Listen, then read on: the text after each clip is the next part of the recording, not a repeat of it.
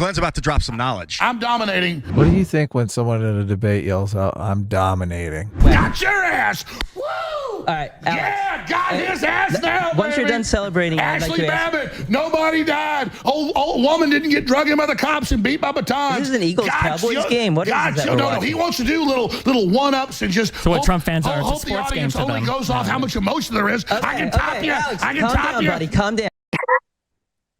Just look, I'm speechless. Sitch, is this good? Is this a good debate strategy? It's funny. I don't know if it's what do you mean by good? So when Trump started his speech, this whole thing began with Ray Epps saying, go into the Capitol. He told the Jan 6 committee, yeah, it's true, it's in his text messages. He told family, I orchestrated it. So under pressure, they finally indicted him, but only recommend 6 months. So a few hundred people got manipulated into fighting the police. They were led and driven by provocateurs and other groups. They were others, then they opened the doors and the police wave them in hundreds of videos. They walk between the velvet ropes and then they indict over 1,000 people that just walked through velvet ropes.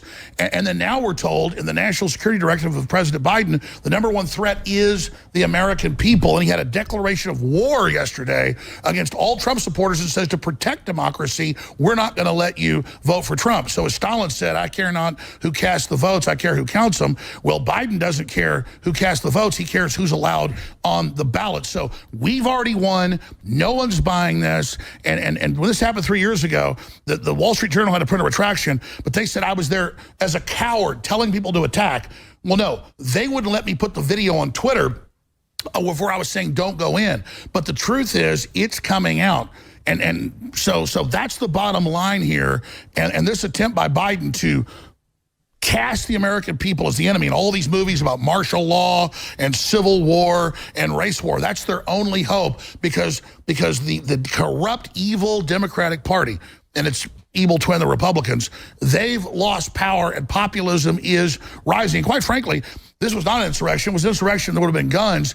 And it's in the Declaration of Independence that it's our right and duty to get rid of a government that's destructive of what the people want. But I'm not calling for violence. We're winning this politically, but we're being cast as about to be violent in the next 10 months because all these indictments and all these attacks to not let Americans vote for who they want aren't working and are backfiring. And all the big Democrat lawyers now admit it. Axelrod admits it. Carville admits it. They all admit this attempt, like we're in Venezuela or something, to take Trump off the ballot when he's never been convicted of insurrection. This is a military tribunal, U.S. code from the Civil War. If a military tribunal found you were guilty of being involved in insurrection, that meant after the war ended. Can I ask you a question, run for office. Alex? So he's obviously using the violence definition of insurrection. Just to Sure, we can see that that's 100% evident here, correct? Because people don't usually shift on their definitions. Right. Well, if they do sometimes, just it's usually nefarious. Alex, can I ask you a question? Yeah. So do you think the Confederates during the Civil War were partaking in insurrection? I mean, in retrospect, because I wasn't alive then, I think the South got manipulated into that. I thought there was real issues between the North and South. The abolitionists, had a good point, and slavery needed to end. But it was really about the North. So just to be clear, the person that's defending the J6 rioters won't say that the Confederate states were engaged in insurrection. Well, that's not what I see. Here's what happens. Yes or no? Easy question. No, hold on. That's not true. That's what it sounded like you said. Well, you can correct the record. So do you think they were engaged in insurrection? I was trying to talk, and the thing I said was, I think the South was wrong, and then you just said... Hold on. Let me go back. This is where the conversation already breaks down. So I can't believe you were like, I keep waiting for you to pause. I'm like, they totally cut him off at the knees here. This is a perfect question. Well, U.S. they all admit this. Yeah. Alex is like totally stammering. He's like, oh no, how do I cater to my audience and get through this question? It's like he's so unprepared for this question. I don't know if it's that. I think it's that it's actually a good question because the direction that I can never say their names right. The Krassensteins, whatever the Krasses go through. Well, I don't know if it's an interesting question because they say that they claim that I think that no one that participated in the Confederacy was charged with an insurrection or something, technically. Right. And yet we yeah. all acknowledge that obviously it was insurrection. So, which is an interesting question. But look, the framing for Alex Jones's audience is definitely the war of northern aggression. You know it is. So he's basically trying to preserve that narrative here. He's like, oh my God, Right. what do I do here? It could be some of that. It could He's like, be, it was an insurrection, but it was justified. Like, but he doesn't really want to say that. Well, I mean, that might be part of it. It might also just be that he's understanding that there's some kind of trap there that he's going to walk into if he answers the question. You know, in these conversations, he's like, if I agree to this very obvious question, like this very obvious thing, then there's some trap down the road that is going to snatch on me. You Look, know? I don't watch Alex Jones enough to know that whether or not he's taken the argument war of northern aggression for the Civil War. So I'm postulating here. Right. Yeah, I don't know. I mean, they had the Kanye conversation, and it was funny because, Alex was trying to like kind of run interference defend for Kanye, to some extent. I know. Right. But I don't know. That could have been for some other reason. Anyway, I don't think Alex Jones is personally racist or anything to that effect. This attempt, like we're in Venezuela or something, to take Trump off the ballot when he's never been convicted of insurrection. This is a military tribunal, U.S. code from the Civil War. If a military tribunal found you were guilty of being involved in insurrection, that meant after the war ended. Can I ask you a question? Run for office. Alex, can I ask you a question? Yeah. So do you think the Confederates during the Civil War were partaking in insurrection? I mean, in retrospect, because I wasn't alive then, I think the South got manipulated into that. I thought there was real issues between the North and South. The abolitionists, had a good point, and slavery needed to end. But it was really about the North. So just to be clear, Okay. Why is he interrupting him? Stop interrupting him, Destiny. Look, he never answered the question. Right. So You're saving him. Why are you saving him? Well, So okay, so far infuriating. Alex has made 2 points two responses. He said, number one, he thinks the South was manipulated into the war by the Into North. the insurrection. Okay. It's perfect analogy to January 6th. Right. And then the second thing he also says that he thinks the abolitionists had a good point, right? So presumably saying that, obviously slavery needs to go away.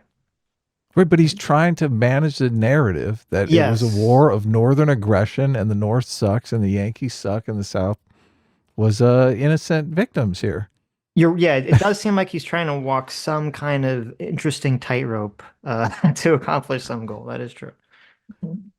person that's defending the Yeah. I was just Googling like Alex Jones Civil War, war of northern aggression, trying to look for something, but Well, I think the thing is not, and it might not, I think it's two things. I think it's maybe not so much the whole northern aggression thing, just number one, that he's weary of a trap down the road, and B, Alex Jones is a person who, his primary mode of thinking, or at least what he's, talking about in the show, is that there's always alternative explanations to all like mainstream ideas, right? And so I wouldn't be surprised if there's he wants an alternative explanation for the Civil War that's outside of the mainstream narrative. I'm just going off my gut here, but my gut tells me he's talked about the Civil War in the common framing of northern aggression. Right. Yeah. I don't know. J6 writers that the Confederate States were engaged in insurrection. Well, that's not what I see. See, here's what happens. Yes or no? Easy question. No, hold on. I mean, I agree with you that he is worried about being set into a trap where he is endorsing slavery. He's definitely on his heels with that. So I wonder if it's so Destiny, this early in the conversation, is it good to hit this aggressively with the framing like that, as opposed to just letting him answer, or just interrupt, but then just say, well, just give me like a clear answer, yes or no, right? As opposed to reframing it, like saying, oh, you're not going to say this, right? I only watched this once.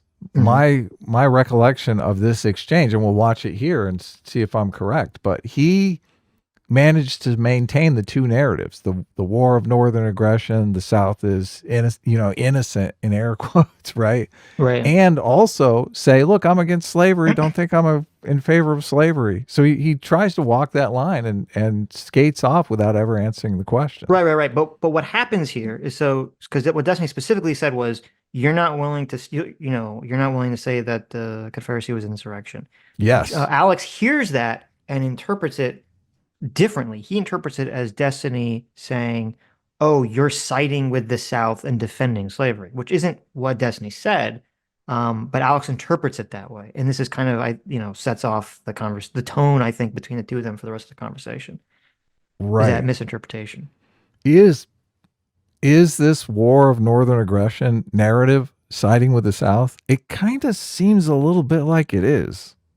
Right, but you can, as you were saying, you can kind of try to have it both ways, where you say, well, the North tricked the South into doing it, but slavery bad though, right? That's a little different than saying, slavery good though, right? The different position. The South seceded though; it is an insurrection, right? Yes, easily. So right. why can't he just say of course it was an insurrection? Well, because the problem is, there are now. I want to be very clear here. There are arguments, and I don't really want to spend too much time on the Civil War because it's completely irrelevant to the conversation. But there are arguments people can make. I disagree with them, but there are arguments people can make about, the legitimacy of the South breaking away from the North and blah blah blah blah blah, without actually defending slavery or being racist.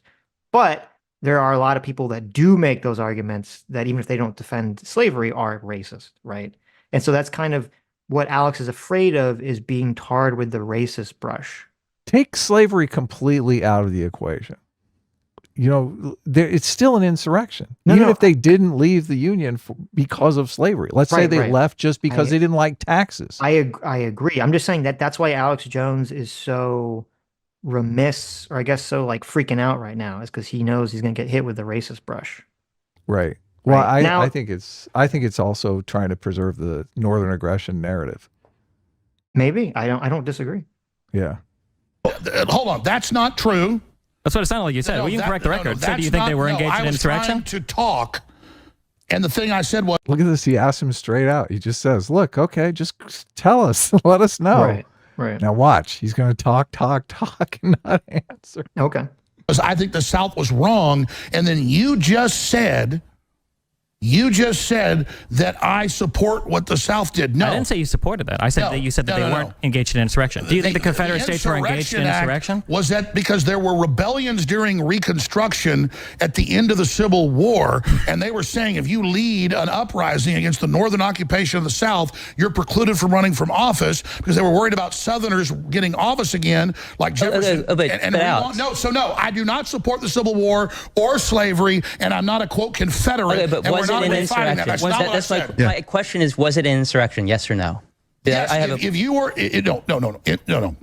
The law, yes, I think that it was a civil war, and you could say an insurrection. Okay, so is it insurrection? Did anybody get charged with? Okay, so he well, it's funny because he says yes, and then he doesn't says no. answer. Well, he sort of gave a soft yes. I'm going to say he gave a soft yes, because he says, well, it's a civil war, and I guess you can call that insurrection, right? You can call it an insurrection. I Alex Jones, am not calling it an insurrection. Right. Why? Look, I don't understand. Well, I do understand. I do understand why people dance around and they don't just come out and make their position clear. It's because they're trying to walk the line between two positions that are contradictory. That's exactly what's going on here. Yeah, I don't know unless he's talked about it in the past. I would guess his hesitancy here is more about fear of something relating to January 6th, as opposed to fear of, wanting to make the northern aggression, it's the North's fault argument. That'd be my guess. There are so many people on the right, though, that just the Civil War, it's like they think, they did the right thing. They think, it was an insurrection and the North had it coming. Well, I don't really want to get bogged down in a Civil War conversation. I don't know. We can move on. Yeah, I know. I don't know if that's the argument. It's more so that it wasn't about slavery. It was about, other things. States' rights. Right. Or, look, I already concede. Look, take slavery completely out of the question. Okay. Let's say it's just about state rights. Let's say they're arguing over whether or not it's okay to work on Sunday. Okay. Right. It's not about slavery. It's about working on Sunday. Right. It's still an insurrection. Right. And I think the important thing is, yes, regardless of what it was about, I think you have to agree. Anyone will have to agree it's an insurrection. Right. Except for Alex Jones, who has basically said, well, you could say it's an insurrection. Sure. Yeah. Let's move on before I have to answer this question. Look, he's just talking as long as he can possibly talk, not to answer the question. Yeah. If you were... No. The law, yes, I think that it was a civil war, and you could say an insurrection. Okay, so is it insurrection? Did anybody get charged with insurrection rebellion? What I'm saying is... With violating statute. Did anybody you're get not charged? listening. No, I'm asking you. You just said it was insurrection. Did anybody get charged with violating the insurrection and rebellion statute? Yes, people did. No, because there was no statute there. That's my point. No, you don't need to. You don't need to violate that statute in order to be partaking in insurrection, because the Civil War was an insurrection, and nobody got charged with violating that. No, that's what I'm saying. That's my point, Alex. You're changing the subject because you know it's correct. Even the Democratic Party lawyers on CNN say you have to be convicted under the 14th Amendment of this before you can be. You can't just You don't get convicted under the 14th Amendment. You get convicted under Section 2383 of Title 18. Well, let's slow down a little. Let's slow down a little. A congressional resolution to give awards to Capitol Police is not a conviction of Donald Trump to remove him from the ballot. He's been indicted for saying they stole an election.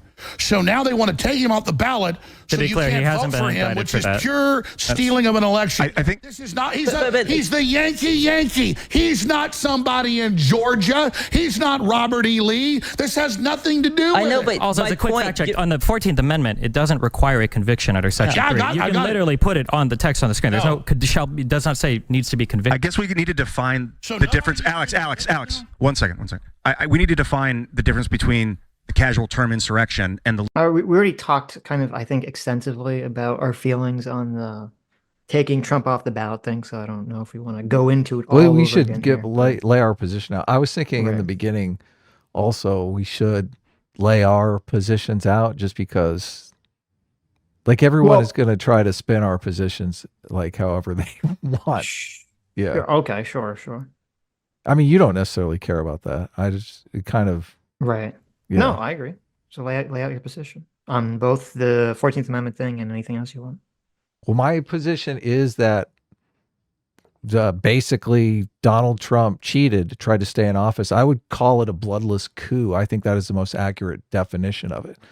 So, and, you know, I agree with Destiny on the attempted coup. Obviously, it's an attempted bloodless coup because it didn't actually go. But Donald Trump, the game plan was to pressure Pence into throwing out the votes, the Electoral College, throwing the election into the Congress where it would be decided, where the Republicans had 26 votes and the Democrats would have 24 votes, I think. Yes. Yeah. Okay. And then that would make Donald Trump president of the United States. That action might be turned over to the Supreme Court. I don't know if the Supreme Court would get involved and say, no, you can't do that. You got to use the Electoral College. Like if the Supreme Court gets involved, you know, let's say an alternate reality where it's a huge it is a conservative Supreme Court already. So let's say they give it to Donald Trump and Donald Trump becomes president of the United States, even though he lost the election. I don't see how you wouldn't call that a bloodless coup. So yeah, I mean, I would hopefully, despite the fact that it's 6-3 on the Supreme Court and 3 of them were put there by Trump, when the Supreme Court has ruled on Trump-related issues, at least during the election, I believe they moved against Trump every time. So I would hope that if, say, theoretically, Pence did do the Eastman scheme, which was to say, I'm going to look at the, quote, alternate electors and then use that as a justification to throw out the real electors, and then have the state legislatures, the House vote on whether Trump's president. I would hope that the Supreme Court would say, no, the vice president does not have the authority to do that action. This is a ridiculous reading of, the Constitution. So, but a violation of the Electoral Count Act. So I would hope that that would have occurred. So just to be clear, we would be in a position where obviously Joe Biden won the election, won the Electoral College. He was not president. Donald Trump was president through this secondary process. Every single Republican conservative in the nation would be saying, oh, this was a legal process. This totally went through the legal systems. And sure, maybe on paper you could say that, but I would still think this is not the spirit of the law. This is not the spirit of the election. And this is like cheating. If this happened, if this is the way a Democrat had gotten office, let's say this is the way Hillary Clinton had gotten office, like the country would be in tatters. Right. So the argument, just to explain it. So the argument, if you look in the Constitution, it says something to the effect of once the slate of electors are, sent in by the states, the president of the Senate, i.e. the vice president, opens up their certificates and counts the votes. That's all it says. It's just like that one sentence. And so Eastman was proposing that you could interpret that to mean that therefore the vice president has the ability to choose whether to accept or which slate of electors to accept based on that reading. Right. Now, this does violate other federal law that specifies a little bit more clearly, but Eastman's position was that those laws were unconstitutional. Right. And so he was saying that, this law that explains this process is unconstitutional, so Pence really has the secret power to do this action. Right. Now, I would hope actually that if Pence actually did do that, that the House Supreme Court would oh, okay. Well, even before it got to the Supreme Court, I would hope that the House, even the Republicans in the House, even those 26, 24, would not go along with it and say, even though we're a Republican, we're going to vote for Biden because we think this is BS. Like, this process seems absurd, right? I would hope that at least one or two Republicans would vote that way. It's amazing that we have all of these different checks in place, because you're right. It would have to get through the Congress. All the congressmen would have to say, or actually it's not the Congress, it's the state legislatures. So it's not, no. There's like this thing, I don't know the exact process. It goes to the House, and then the House assigns one person to represent each state. Okay. I got you. Yeah. Okay. So they say this is bullshit. They could stop it there. It could go to the Supreme Court. They could say this is bullshit and stop it there. Right. But the argument is that if it gets through all of these checks, which is what Trump is trying to do. You agree that Trump is trying to do this, right? This is a game plan. I think someone can make an argument. They say, well, it's not a coup because it went through the legal process, which that's technically true. But I would say it's obviously not the intention of the law, and would be highly insane if the Supreme Court did that. I would say that they're all basically we're living in it's a banana republic, right? Like, it was obviously a bullshit ruling just for political reasons at that point. So okay. But regarding the keeping Trump off the ballot thing, just to say our positions, when we talked about this last week, my position is that I don't believe that it makes sense to me that a state court or even a Secretary of State could make a determination on whether Trump did an insurrection or not when there hasn't actually been any sort of federal court to adjudicate that matter. And I don't really buy the self-executing argument. That doesn't make any sense to me. They'd have different states would be making different determinations about who did what in terms of an insurrection on the ballot. That doesn't make any sense to me. I think a federal court would have to adjudicate that issue. Yeah, I agree. And I just, as a matter of our culture and trying to turn down the temperature on this stuff, I'm worried more about this cycle of it's okay for us to stretch the rules so much where we're getting very close to just society coming apart at the seams. So I think Trump should obviously remain on the ballot. I think these people who are trying to take him off the ballot are doing the same kind of thing that I accuse Trump of doing with the plot to get the election thrown into Congress. So I feel like it's stretching the rules to kind of give your side an unfair advantage. So I think it should be decided at the election. Right. And I think that's like, to me, the whole taking Trump off the ballot thing, and also the whole Pence can throw out the votes thing, they feel very similar in terms of like, I don't believe the law was structured for this effect, and people are trying to interpret it through a lens in order to create the outcome they want. Yep. Essentially. But yep. Totally agree. All right. Okay, there's it does not say needs to be convicted. I guess we need to define the difference. Alex, 1 second. We need to define the difference between the casual term insurrection and the legal definition of insurrection. Yes. Okay, so Alex, I never heard a definitive. Well, of course, the Civil War was an insurrection. Right. Well, he dodged. kind of gave a soft yes, and then like a little bit of a. He let the other guy say it, so he has complete plausible deniability. Oh, well, I never said that. Look, you said that. Maybe there was a miscommunication or something. Okay. He can go back to his audience when they're like, Alex. Well, there's another thing we need to talk about. So, yes, there's the casual term. There's the etymology of the term insurrection, which simply suggests a rising up. So by that definition, that could encompass a wide range of things. Black Lives Matter. Wait. So there's a rising up. Then there's the legal definition, but we have politically weaponized court systems. So that's not even, I think, a proper standard. I think the proper standard is the sweep of a proper historical perspective. Does the event of January 6th compare to the antecedent that we've been discussing, the Civil War? So if the question is Civil War an insurrection? My question is the scope and scale of the event of January 6th comparable to the Civil War? Because Joe Biden has directly made this comparison, which I think is flatly ridiculous.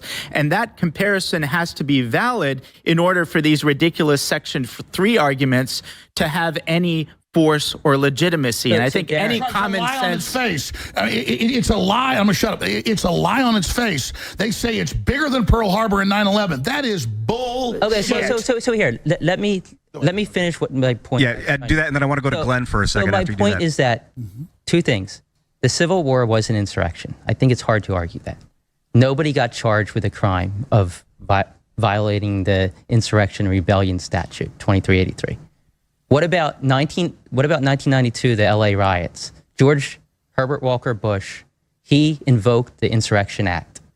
12,000 people were arrested, 63 people were killed, hundreds were injured. Was that an insurrection? What do you guys think? Yeah, no, it's a declaration of federal martial law. But was it an insurrection? Because nobody there was charged with violating. Nobody there was charged with violating Section 2383, the Insurrection and Rebellion Statute. But we still consider that an insurrection, right? I mean, by that yardstick, Kamala Harris bailing out people that firebomb federal buildings. That is Glenn, not true. Glenn, talk to me. You have something to say. Yeah, I actually think what Destiny. Well, okay, wait. So you said during the LA riots, Bush used the Insurrection Act? Did he? Right? Look. Were you not listening? No, I heard he said that. And I don't know veracity of that claim. I was technically in the LA riots. But, you were. The Insurrection Act was last used in 1992 Los Angeles riots. Right. I seem to remember they did bring the National Guard in, so it lasted a few days. Things were getting kind of crazy. There were lines at the grocery store, like down through the aisles and shit. Everyone's like hunkering down. And then they call the National Guard in to like chill things out. I guess the question would be, what was the legal justification? Like, was that just because that was what Bush had to do? This is Bush Sr., obviously, not Bush Jr. This is what Bush Sr. had to do in order to deploy the troops in the first place. Like that was just the legal justification to do it. That would be my guess. Yes. That'd be my guess. But also because I thought, my understanding was that the Insurrection Act, you had to be preventing like some kind of government action from occurring, right? Well, that's the context here. It's a completely different context. That's why I'm not sure. I'm going to say the LA riots, were they, I mean, I guess if they were storming federal Capitol buildings and preventing them from doing whatever they needed to do, then you could do that. You can make that claim, right? But if it was just them destroying like private property, I don't know how the Insurrection Act would be invoked in that relation. I mean, so just to let everyone know who may not be familiar, the LA riots were brought about because a gentleman named Rodney King was being pursued by the police, and the police beat the shit out of him. Okay. It was videotaped. Everyone got very mad. The police were brought up on charges. There was a big trial. All of the police got off of the charges, and it really made people upset. So rioting broke out. Rioting happened in the streets. Many people got killed. The famous picture of the rooftop Koreans. Everyone knows the meme of the rooftop Koreans. Well, those Koreans were saying, come close to my store and I'm going to shoot you. So they were basically protecting their own property. And my guess would be he only called it an insurrection so that he could get the National Guard involved.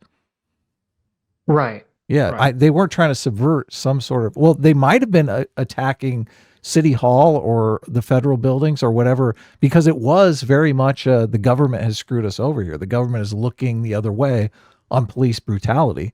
Sure. So it wouldn't be surprising if a bunch of leftist types were, going after government buildings.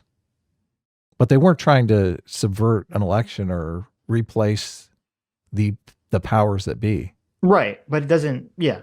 But that's not required, I don't believe, for it to be called an insurrection. Yeah.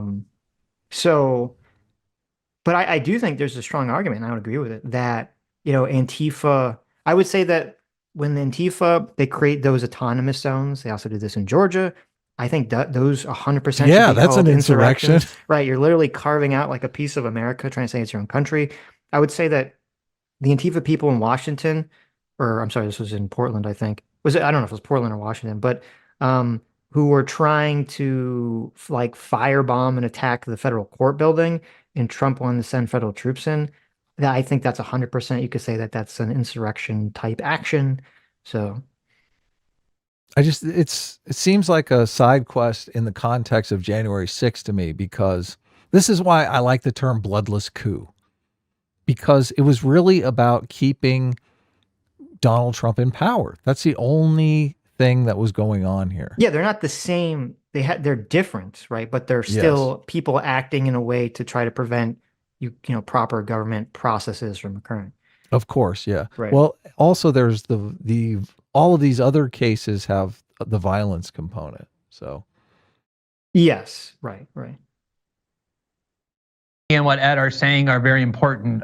First of all, I was going to say that I think one of the problems with how these things are debated is that a lot of people these days have very binary prisms for understanding things. A lot of that comes from YouTube debate, where you have to declare yourself on one side or the other. So Destiny said, oh, everybody either hates this insurrection, thinks it's an insurrection, or they deny it happens, or they think it's good. And there's so much middle ground. Namely that for me, this was a political protest that spilled over into a riot where a small minority of the people engaged in violence. I don't think we want to urge that to happen. We don't want to defend that. I consider that lamentable. But the fact that it's laughable to call this an insurrection is actually demonstrated by the examples that they're using.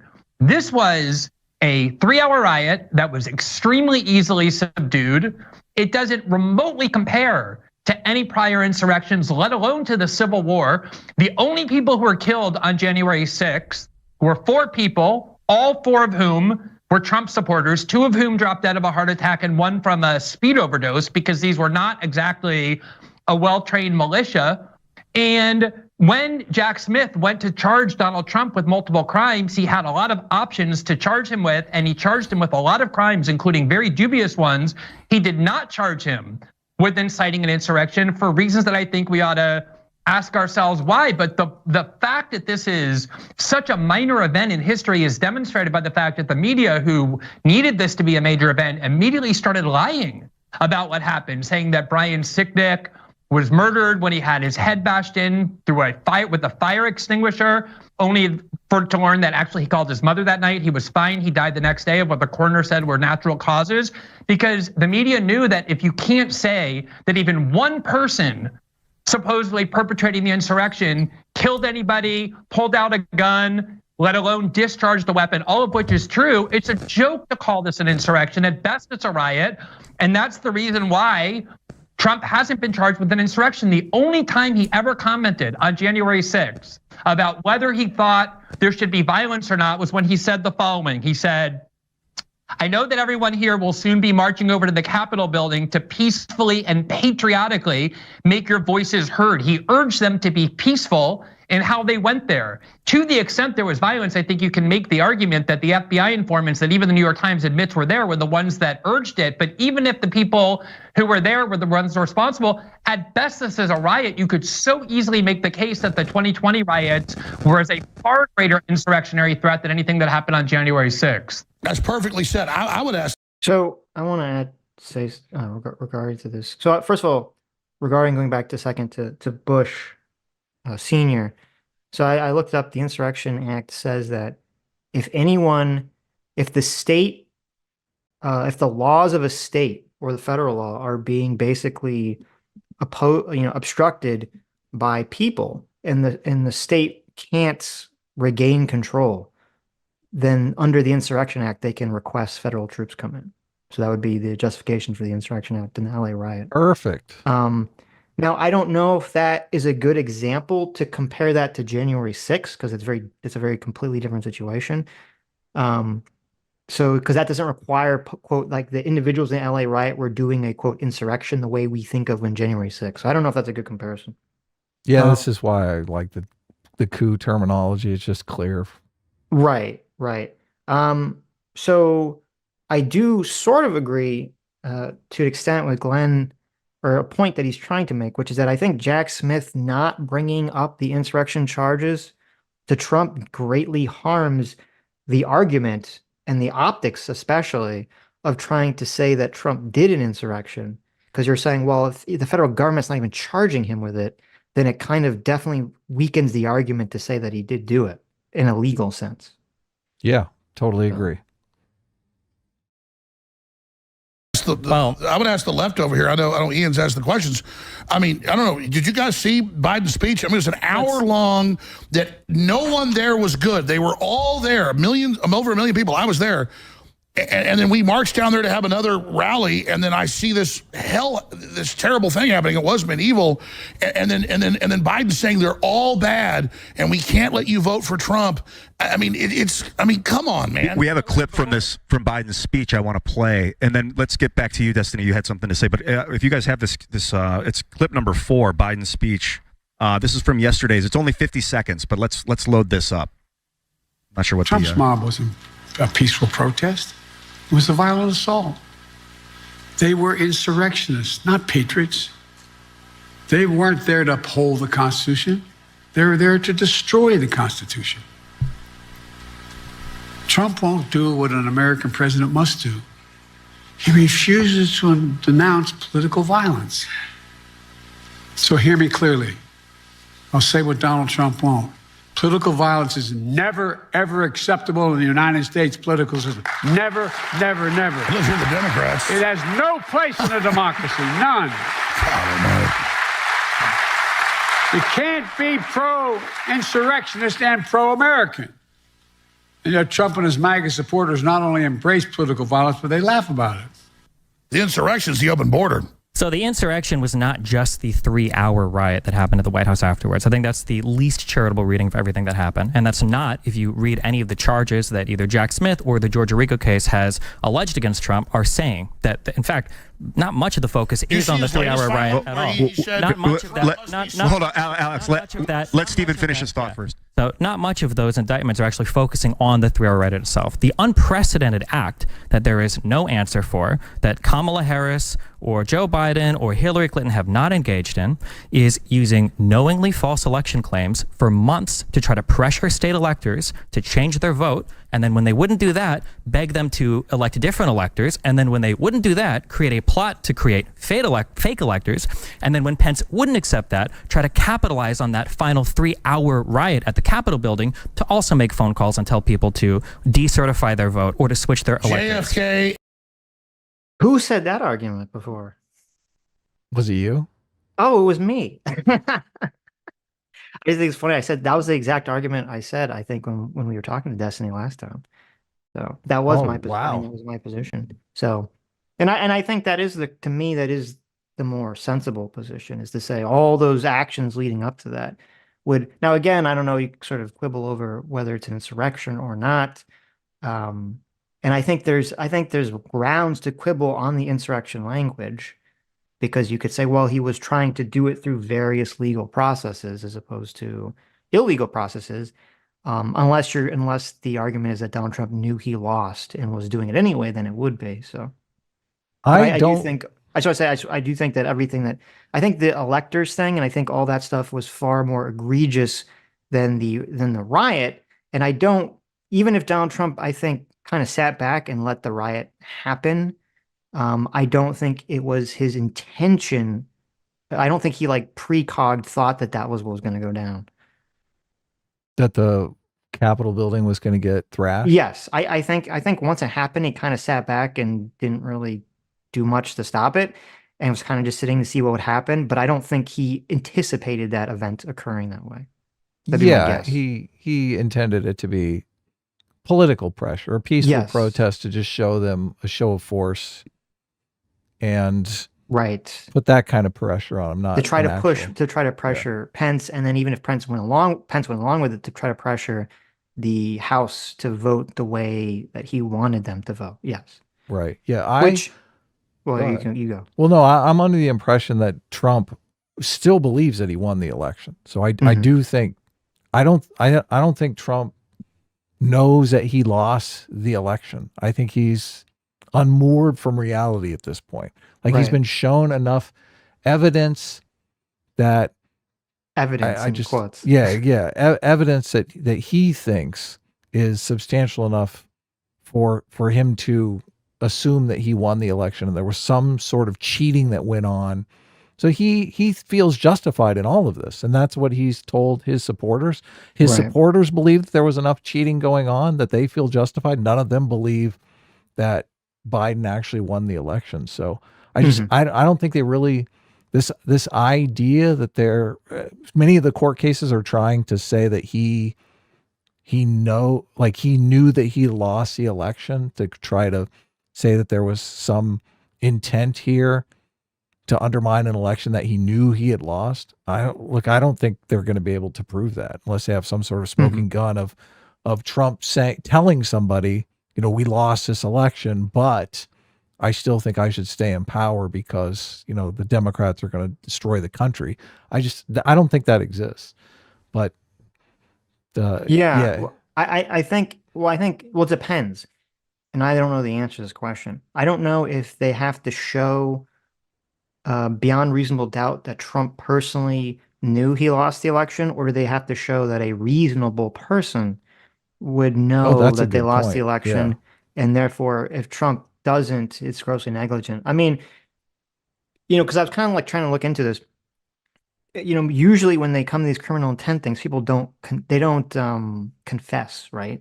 Of course not. There's a bunch, the jury has to make a bunch of inferences based on what the actions are to make that determination. The whole point of the jury is a fact-finding mission. So the jury has to find whether or not there was intent. Right. Now, I definitely believe a DC jury could 100% say that they determined that Donald Trump knew.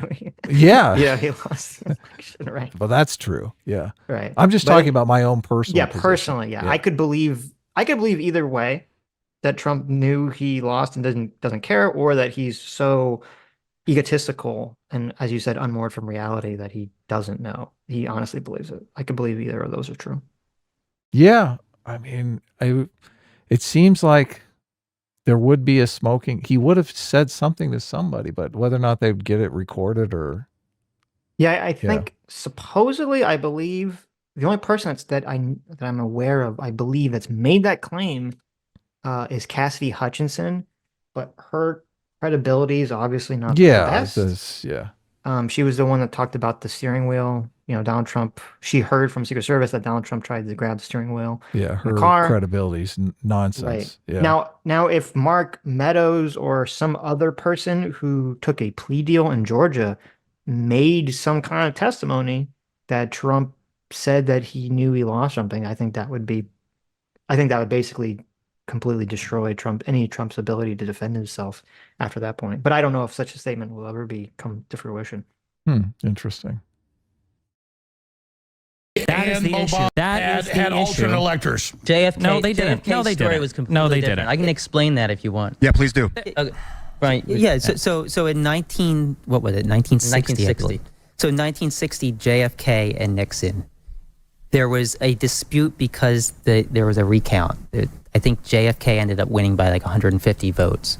At the time, each state decided, or the state decided to certify two sets of electors. Or decided to choose two different slates of electors. Depending on how it went. But they were certified by the states. Of a recount. They were in the middle of a recount. Well, Trump tried to get it certified. None was certified yet. Neither state was. What happened with Trump was that Trump tried to get the states to certify a second slate of electors based off of conspiracy theory crap that the election was stolen. Hold on. They did. He took it to court. 62 cases. That's not 30 true. cases were looked at on merit. So are they They're taking all him shot off the down. ballot now?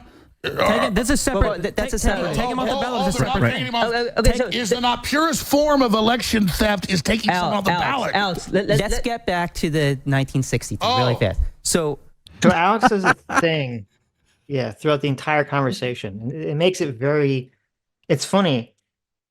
And without naming any names, like the people, you've all probably interacted with someone who's like very conspiratorial minded. And I do think that there's something biological there, because I feel like when you interact with people like this, they have a very similar thought process where it's like in their mind, they have that cork board with all the red lines everywhere. Like in their mind, it exists. And so whenever you try to talk about one thing, it's like, well, they're like incapable of talking about one thing. They have to relate it to 10 other things, right? And so when you try to have a conversation with them, it's just like it's like topic bingo, just jumping to like a million things at once. And it makes it like very difficult to have any kind of substantive conversation with Alex, because he wants to jump to like a million things that are like not relevant to whatever the point you're trying to talk about, he's kind of like gish galloping all over the place. The relevancy is whataboutism. What about the Democrats? Yes, The Democrats did something like this. The Democrats did this. What about that? But it's so annoying because that's not an argument. Okay, the Democrats did that. Yeah, fuck them too, right? Right. Yeah. Talking about whether it's justified for Trump to be taken off the ballot or not is irrelevant to the electors' claim and how that relates to JFK or something that happened in the past. It's completely irrelevant.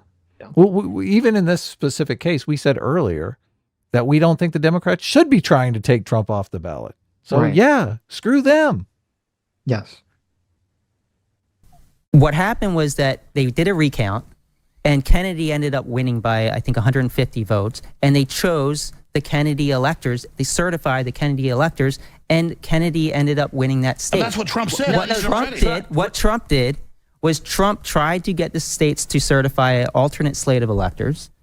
They refused because the court said there's no there there. And then when that didn't go through, Trump decided to get his own slate of electors above the states that were not certified and tried to use that to force Mike Pence to say that Joe Biden didn't win these electoral votes. I just need to interject really quickly. So if we want to be precise in terms of the scope of the debate, I think it's about January 6th. And so the lead up to it might be relevant to some of the criminal indictments, but it's technically speaking outside the scope of the January 6th discussion. But if we're gonna bring it into the discussion, I think there's an operative word there, knowingly. And that's operative within the context of the charging documents. But the idea that Trump thought that he lost the election and he was knowingly lying and knowingly engaging. No, he believes, I guarantee it, whether you believe it or not, Trump believes that the election was stolen, and he was using the legal recourses available to him at the advice of his legal advisors. That is not true. Most of his legal advisors said that this idea was crazy. Well, okay. Well, before we get into that, this is why I said that I think the Georgia case, from a legal perspective, because I obviously think a DC jury could find Trump guilty of all this stuff, but I think from a strictly legal sense, I think the Georgia case is in the documents case are more of a slam dunk, because with the sort of the criminal intention regarding the Georgia case, it wouldn't really matter that whether Trump believes the election was stolen from him or not. Because you'd say, well, the creation of the alternate electors and then trying to use that alternate electors as a linchpin to get Mike Pence to say that he can't validate the official electors. They knew that slate of electors was not accurate. They knew that those were fake, that those were not real, that those were not authorized by the state. So it doesn't matter whether Trump thought he won or lost the election in that case specifically, or at least it wouldn't matter to the same extent as it does in the federal case. Yeah, I've heard people argue that if Pence takes them, they are authentic. I've heard people argue that I don't know what the legal if that was the case, that would seem to steal the power away from the states to make the determination about what electors they send to Congress. So I don't even understand what the legal framework for that would be at all. Well, the argument is, and I sent you a clip on this. The argument is that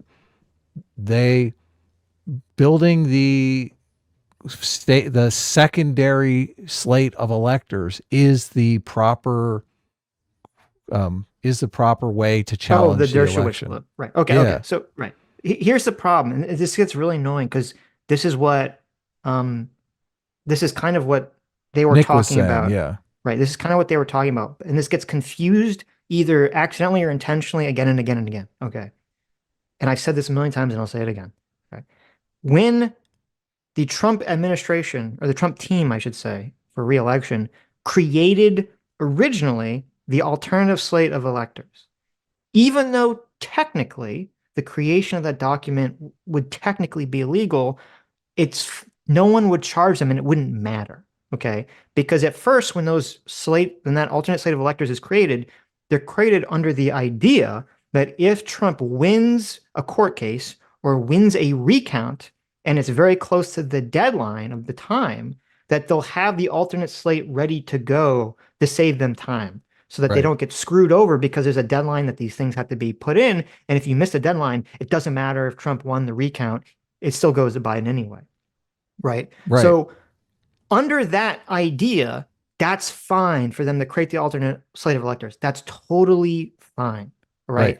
People have done it in the past. It's accepted, even though it's, quote, technically probably not legal. No one cares. Right. The problem is that when Trump lost the recounts, and when Trump lost all the court cases, or they were thrown out for whatever reason, it's completely irrelevant to the legality of the situation, is that he still tried to use the electors.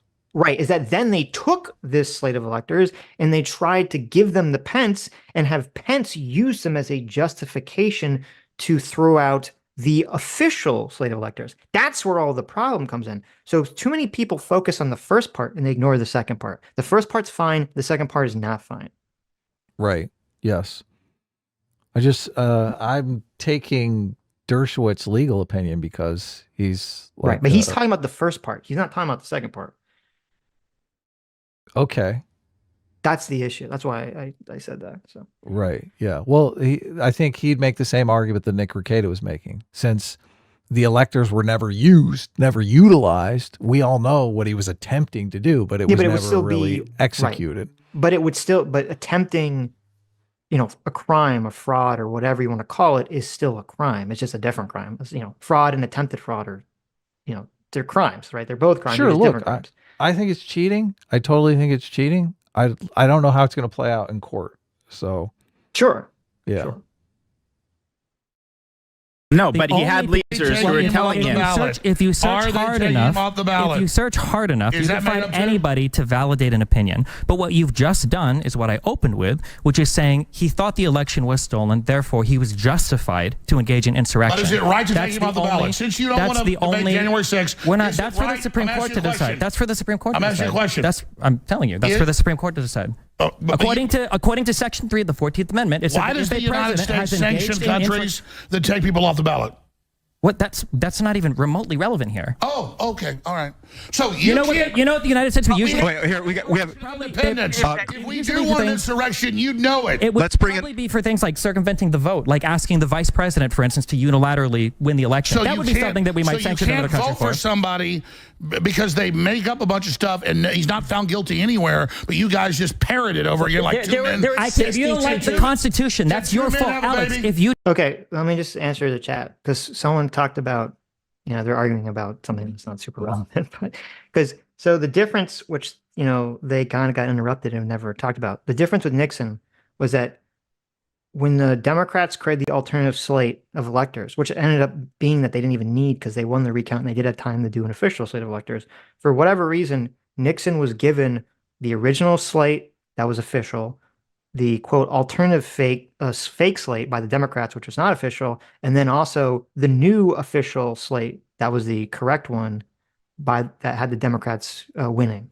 Nixon was given all three of these, and he said, "Okay, I'm going to use the correct one." Okay, he said, "I'm going to use the correct one. Does anyone have any objections in Congress to me using the correct slate?" And no one objected to this. Right? That's completely a different process. It's a completely different process because he was still following the Electoral Count Act than what Eastman wanted Pence to do. Eastman wanted Pence to throw away the Electoral Count Act and say, I, the vice president, can make a determination about what slate of electors to use without giving any power to the House or the Senate to levy objections at all. That he just has the unilateral power to look at this and say, well, I have an official slate here and I have an unofficial slate here. And so therefore that means that the state itself hasn't decided who really won. So I'm going to just throw them both out. Okay. That is not remotely related to what Nixon did in that election. So. Right. Yeah. You don't like the Constitution. That's on you. Really? Then why are you saying that Section 3 of Amendment 14 requires a conviction? Alex, why did you say that Section 3 of Amendment 14 requires a conviction? Can we put the text on stream? I would love to do that, actually. Put the text on. And Glenn, because you keep saying it. All right, guys. It doesn't say that. Tribunals. I don't care what it's they would have based to find you guilty. Let's. That's why no one was. Put up Amendment 14. Let's hear from Glenn. Let's hear from Glenn. We'll slow down. This is a great conversation. Glenn's about to drop some knowledge. I'm dominating. Yeah. You're just talking a lot. Glenn's in remote from Brazil. So Glenn, anytime you have something to say, it's helpful for me if I see a visual cue. What do you think when someone in a debate yells out, "I'm dominating"? Not a good sign. What's your take on that? Not a good sign. I'm dominating. Yeah. You don't usually have to say it if you're doing the action, right? I'm the king of the world. I'm dominating this debate. It is hilarious, though. I think more people should do it. I mean, I think the thing, if you're having this conversation with the BSA, is that, well, I mean, technically, we don't really know. You can have a personal opinion, which I do, about whether, whether the states can sort of use this insurrection clause to make the determination. You can have a personal opinion about that, and you can have a conversation about that. But at the end of the day, it's really going to be, you can just say, well, I mean, it's up for the court to make that determination, right? The Supreme Court is going to make a ruling on that one way or the other. The justice system. Yeah. But it's not justice if my side doesn't win, Sitch, obviously. Come on, that's injustice. I mean, sure. That's not how it works. Yeah. Maybe your hand goes up. I can tell you have something you're going to say now, but let us know. Let me just say, what happens is when you gather together to debate a particular question, you're supposed to debate that particular question. The particular question that we were presented with is we're going to debate January 6th and whether it was an insurrection. Now, I don't blame Destiny and Ed for not wanting to debate that, for wanting to debate a whole set of other issues about whether Trump acted improperly, whether he was naughty in the things he did after the election, because there is no argument to make that what happened on January 6th rises to the level of insurrection. And that's why an extremely aggressive prosecutor named Jack Smith decided not to charge Donald Trump with that crime because he knew there was no way that he could possibly bring a conviction against anybody, let alone Donald Trump, who told everybody to be peaceful when going to the Capitol, about whether or not that was actually an insurrection, whether that rose to that level. And even in a colloquial sense, what we— Okay, I know, try not to cut people off mid-argument, but so the second half, what he said, again, I agree with Jack Smith not bringing insurrection charges definitely hurts the argument. But the first part of what Glenn said, I think is like completely disingenuous because he was like, well, they want to bring in other things and talk about anything else in January 6th. It's like, well, wait a minute. That's kind of stupid because the whole point that Destiny was trying to say, which I agree with, is that you can't just look at the riot itself and then make a determination about, or you shouldn't. I mean, you could, but I don't think you should, and make a determination about, is it insurrection? Is it coup? What is the action based on just a bunch of people going into the building? You have to say, well, what about all these other events that occurred where Trump was trying to do actions to basically get himself the presidency after he lost the election, and what is the legality of those actions? And I think you have to weigh in all that stuff. You can't just hand wave that all away and say, we're only talking about this one, isolated incident with the riot, because it's like, well, who says who? Why are you making that determination? Why are you limiting it to this thing? Doesn't make any sense. Yeah, it comes down to the different definitions of insurrection. Obviously, if you're lumping in the coup component, you have to go back to the whole slate of electors. Right. If you're just going to say it's violence, so therefore that all that matters, then you just make that argument, but you can't just say, well, they're just bullshit for making a different argument than you. They're just making a different argument from you. Yeah, of course. We've called it insurrection is in a completely different universe. But on the issue of whether there was a real belief on the part of Donald Trump that elections were stolen, I don't understand how anybody could doubt that, aside from the fact that you have to get into Trump's head. In the last 3 elections that Democrats lost, in 2000, 2004, and 2016, a very large number of Democrats believed and asserted that the election was stolen, and was the byproduct of fraud, and the president was, as a result, illegitimate. When I started writing about politics in 2005, the idea that George Bush was the real loser of the election, Al Gore won, was the view of every single liberal and Democrat that I knew. In 2004, there were objections claiming that Karl Rove had interfered in the Ohio vote with the Diebold machines and cheated to make John Kerry lose and George Bush win. So I hate this argument because, sure, people can believe whatever they want, right? But as an adult, you have to come out and say, look, do I have proof that this happened? Do I have evidence that I can prove beyond the shadow of a doubt that this is a situation? Oh, no, you don't have any proof? Well, shut the fuck up then. Right. Yeah. It's just like, come on, who cares? Like, well, who cares? It is an obnoxious whataboutism because, again, Gore lost his case and accepted it. And that was yes, it, he didn't have proof. He's like, oh, look, I don't have the proof. I don't have the goods. Right. He lost his case and he was vice president and he didn't try to do some magical, as vice president, I can declare myself the winner, scheme. You just say, okay, I lost and it's more important that, the American peaceful transition of power and, all of our American institutions, manage to be upheld.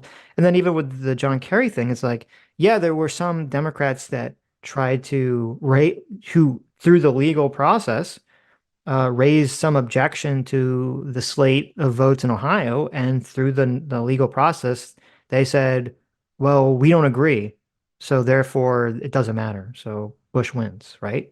Yeah. I just think it's completely different than comparing it to this process where they're trying to use, uncertified electors to give Pence some sort of new authority power to throw out the votes and kind of declare Donald Trump the winner. It just seems to be completely not analogous to make these comparisons. Part of the problem here also is like everybody has different levels of what they define as proof. So I'm sure there are a lot of people who think, well, Adam, I do have proof. What are you talking about? There's tons of proof that Biden lost the election. So I think you may want to reassess that situation. I mean, I have not seen any incontrovertible proof. Right. And I've looked at everything I could possibly look at in the case of this election. So it is what it is. Well, again, it's like, going to the Gore thing for a second. So when they did a full recount of the state. No, they never did the full recount. Oh, what was they said they did? Yeah. What do you mean? They didn't do the full recount. We have a group thing with, I responded to that. There's an article. They did a recount. I mean, I can bring up the exact numbers. They did a sample. And when you looked at the exact sample, Bush wins. Right. If you extrapolate from the sample, Oh, okay. It was Gore wins. extrapolation. Okay, And I if you see. Gotcha. extrapolate out to the entire state, keep in mind 6 million people voted in Florida. Right. If you extrapolate out to the entire state from the sample, they have Gore winning by 161 to 60 votes out of 6 million. Oh, So okay. I don't know if that's I don't know if I would trust an extrapolation that close. Okay, fair exactly. enough. Okay, never mind. Exactly. Right. So they even going back and doing this study, they paid $1 million to do this study. Right. I mean, you still don't have undeniable proof. Like you can't come out and say, "Oh yeah." I mean, it's really kind of impossible to say with the margins so thin who won Right. Florida in Well, I mean, 2000. yeah. And it was, there was also the whole situation where, because the margin was, I forget what it was, but it was It was 537 votes. in the Okay, so very it's that end, yeah. close when there were when they know for a fact that there were thousands of elderly Jewish people who voted for the wrong candidate. This is the thing. Well, let me just finish. Go Who ahead. voted for the wrong candidate because for some reason the ballot normally it has Was Bush. messed up. That's yeah, right. and then Gore underneath it. It had like Bush, Buchanan, Gore, and so they voted for Buchanan. But even that said, that whatever they that's the process. They voted for the wrong person. And the legal process, said, okay, well, that's the way it is, and you just have to accept it. Well, there were a massive amount of overvotes. So there were people that voted for actually 2 candidates.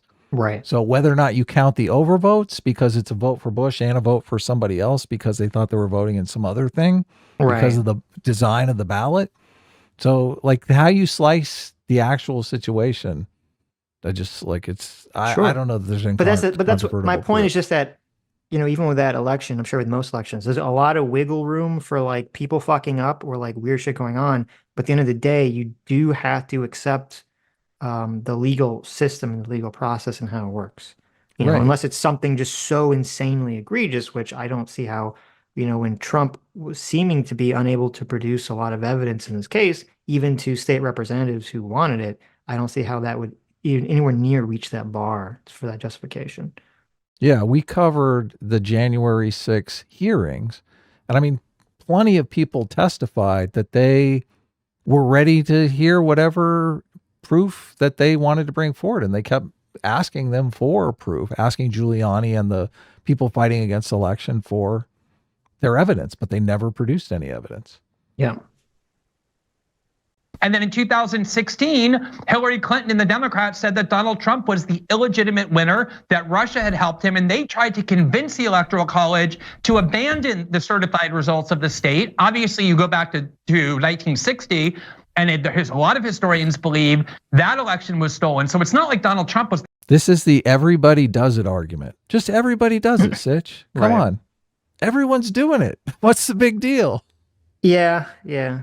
Well, yeah, I mean, which is only, I mean, to be fair, if there's some analogous situation and it's treated differently, I think that's fair to bring up. I don't see any of these situations as remotely analogous, at all. Yeah, So. because they didn't take it as far as possible. Right. Yeah. The first person to ever wonder or believe that an election was stolen from him. It's a very significant tradition in American political history, if you know anything about politics before 2016. And if Trump believed that the election was stolen, and while it's true, a lot of people in the Justice Department and a lot of people in the White House told them they didn't think it was, he did have advisors and lawyers telling him that they think there was evidence of it. Then the question is over, even on these other issues about whether or not Trump engaged in some conspiracy against the United States. But the issue is January 6th an insurrection? Well, that's right. But I mean, Glenn, since Well, they've... hold on, let's respond to Glenn. Destiny, and these guys haven't talked to neither Professor Beatty. Hillary was... Don't you feel Destiny's pain here? Oh my, he's like, I spent weeks researching for this debate. Right. Can't we just talk about the topic? No. And Alex is like, no, you're in my studio. Shut up. Yeah. Essentially, yeah. So sad. Did videos 2 days ago saying Trump's going to steal this election. So why are they allowed to say it? It's free speech. You don't get indicted for it. Trump didn't get indicted for that. Oh my God. They indicted him and they put it in the charging thing in Georgia saying he has the election. You're hoping people don't read the Do you like that sort of like that kind of breakdown of speech at that moment? Where, Yeah. He's making the claim that Biden is, I guess, charged for. I mean, that Trump is charged for speech, some sort of speech violation in Georgia. Right. And then it's like, well, that's not true. And that's just kind of like a breakdown into gibberish. Indicted for it. Trump didn't get indicted for that. Oh my God. They indicted him and they put it in the charging thing in Georgia saying he says the election. You're You're right. He gets like halfway through it and he's like, my golly gee, he's correct. Well, I mean, what's his name? Alex Jones has a tendency to like say a lot of things that are like a quarter true or half true. And so, yeah, then when he gets called on and he kind of quickly changes the subject or just kind of makes a broad statement. So you're hoping people don't read the documents. You can go read it. It's a RICO case. There's a bunch of behavior that is within a RICO case. Oh it's my God. It's illegal. That's the point of a RICO case. Yeah, right. Can I? Yeah. Oh my God. Yeah, right. Look, I want your commentary on this debate tactic. Because I mean, I guess it's a good debate tactic, right? Well, the thing about this conversation is that I don't think this conversation changed anyone's mind, right? No, of course not. Like, it's kind of like it's fun content because especially later it gets very heated. But I mean, I don't think anyone who's felt any way about anything was like, oh, this has really changed my opinion about the whole situation. The thing that is most fascinating to me is you have one guy here who totally knows his shit, has researched the topic up and down, inside and out. I'm talking about Destiny.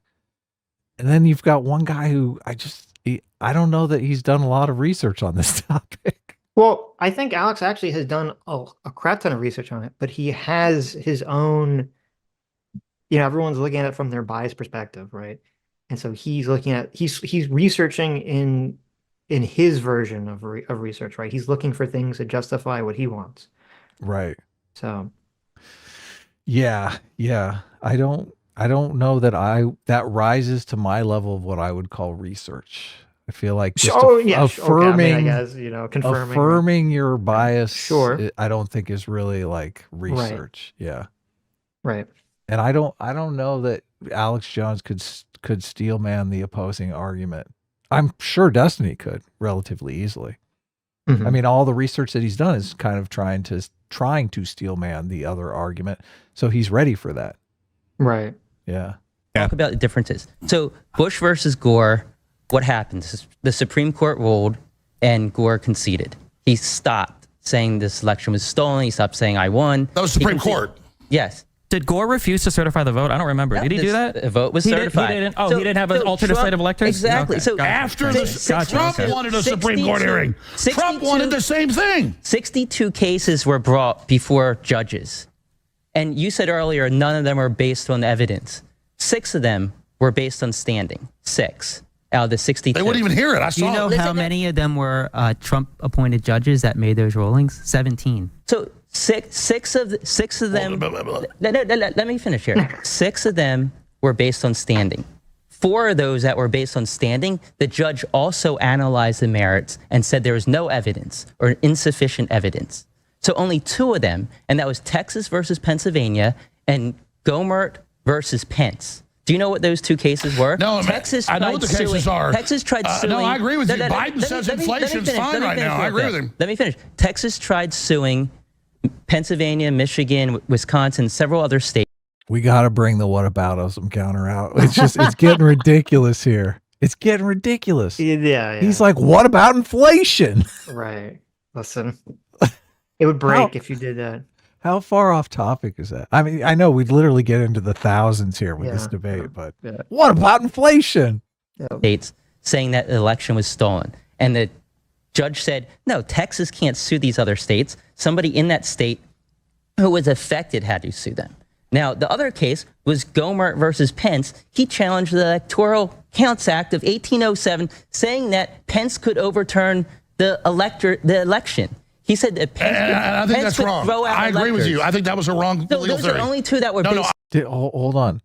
What's interesting? Louis Gohmert sued Pence for not taking the alternate slate of electors? I didn't know that. Yeah, that's hilarious. That's insane. Well, I don't follow the Crasses at all. The Crassens on Twitter. I don't know what their Twitter presence is like. I think actually, I have like vague memories of seeing them tweet things that I thought were like really dumb, and vague memories of seeing them tweet things I thought were pretty accurate.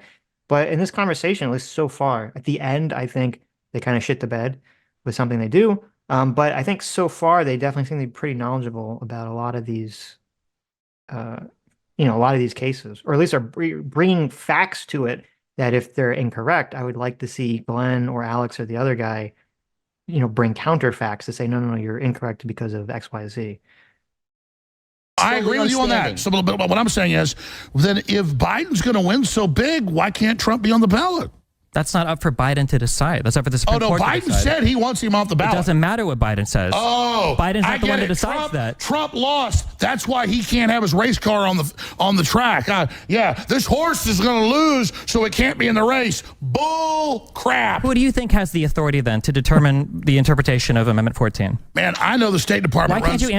Look, even the Krasensteins can't stop laughing. He's funny. Well, that's the thing. I mean, listen, Alex Jones is very funny. He's very entertaining. But I mean, the whole thing is just, change the topic bingo, just kind of jump around to a million different things. It's not conducive to having a kind of substantive conversation about something. So is Alex Jones drinking in this? I feel like he might have had a couple belts before this debate. I mean, I don't know. It's like he's always that level, so it's hard to tell. Oh, really? Really? Huh. He seems like he's always at that level, so He's always at a 10. Okay. He's always at. I mean, yeah, he's Alex Jones, right? Yeah. No, this is great. He's always I love 10. it. Yeah. Answer a single question. Why not just answer one question? I'm just asking a simple question. Who has the authority ultimately to decide it? Has not. The president has the authority to decide. On CNN. Matters? So I was curious because Alex says this a bunch. He says Joe Biden said he wants Trump kicked off the ballot. And he said that Biden said this in his speech the other night. Now I listened to his speech, and I'll be honest, I was doing other things. So I wasn't listening to it like with 100% focus. I don't remember hearing Biden say those words. Do you remember that? No, I don't. Okay, because I don't know, and I just Googled it now. Now this is an older statement, so maybe Biden changed his mind. This is from December 20th. But Biden is directly asked, should Trump be removed from the ballot? And Biden says, the former president engaged. Oh no, he said, I think it's certainly self-evident. You saw it all. That meaning that he did an insurrection. Now, whether the 14th Amendment applies, we'll let the court make that decision. But he certainly supported insurrection, no question about it. Okay, so I don't think it's fair if that's the only statement he said. I don't think it's fair for them to say that he was advocating for him to be removed from the ballot. I don't think Biden stands a chance against any other Republican. I don't know why he wouldn't want Trump. That's a great point. Yeah. Look, Nikki Haley would mop the floor with him, obviously. I think DeSantis would mop the floor with him, too. I do agree with that. I think another Republican would pretty well, I mean, we have a year away, so who knows? But as of now, yeah, I agree. So that's a good point. Why would he be in favor of that? Yeah. Not only that, you listen to his speech. I mean, all his speech is how Trump is a white supremacist. Like what is he going to pivot to when he's up against Nikki Haley? No, his whole campaign revolves around this. He said the only reason he was running was Trump was running. Right. It's just if Trump is out of this, I don't see how that's a good thing. Well, I'd say the primary topic of the speech wasn't that Trump was a white supremacist. The primary topic was that he's going to destroy democracy, right? He doesn't care about democracy. Yeah. It's a constitution. Because you want to answer the question. Yeah, let Alex has not been going to ramble. He's not going to even on CNN, the legal analysts say that you have to be convicted. So, Destiny, you can sit there and have blue hair and be trendy. Blue hair right now. And make all these, like, the moon is made of cheese. I'm Destiny. He's not. What is happening? This is amazing. This is amazing YouTube. He says he has blue hair. Why do you say he has blue hair? He's sitting right next to him. You can see he doesn't have blue hair. Like, that was like a while ago. This is all reputation destruction. I'm surprised that Glenn Greenwald gets in on that. Yes, yeah, me I would too. think Glenn Greenwald is kind of like above it, but even he takes jabs at Destiny. I'm like, Glenn, the fuck?